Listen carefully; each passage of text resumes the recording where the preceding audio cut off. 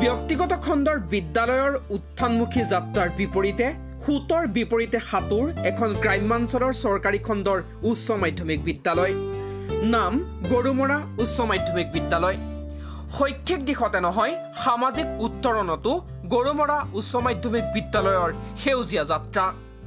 কেৱল শিক্ষা প্ৰদানেই নহয় উদ্দেশ্য স্কুলখনৰ মানুহ গঢ়াৰ দিশত আজিৰ শিশুসকল কালিলৈ দেশৰ ধৰণী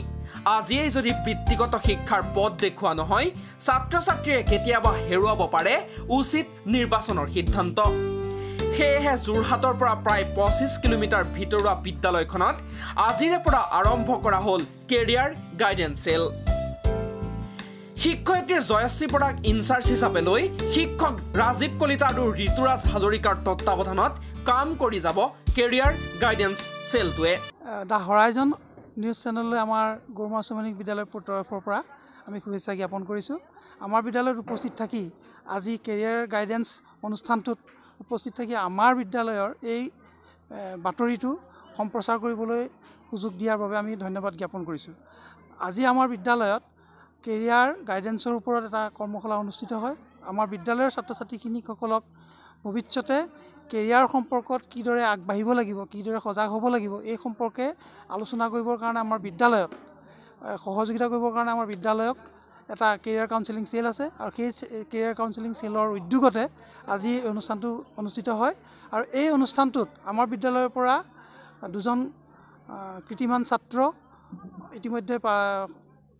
সফলভাৱে আগবাঢ়ি যোৱা কৃতিমান ছাত্ৰক আমি অভিনন্দনো জ্ঞাপন কৰা হয় তেওঁলোক হৈছে চুমচুম বৰা তেওঁ এইবাৰ মেডিকেল কলেজত এডমিশ্যন লৈছে আৰু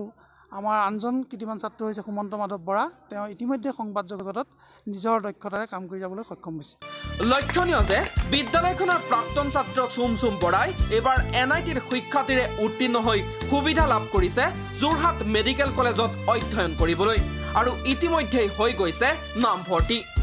অতিকে দৰিদ্ৰ দিন হাজিৰা কৰা পিতৃৰ সুসন্তান চুমচুমক অভিনন্দন জ্ঞাপন কৰিলে বিদ্যালয় কৰ্তৃপক্ষই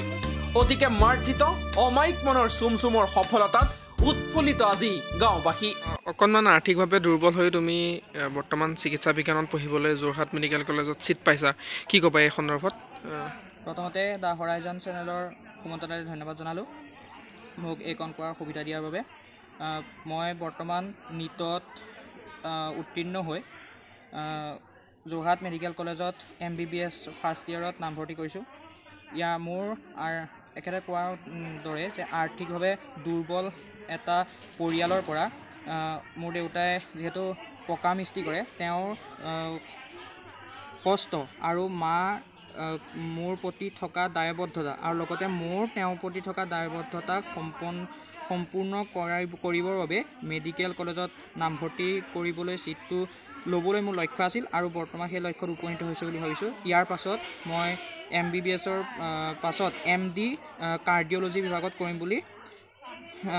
ভাবিছোঁ আৰু ই যাতে সফল হয় সকলোৰে আশীৰ্বাদ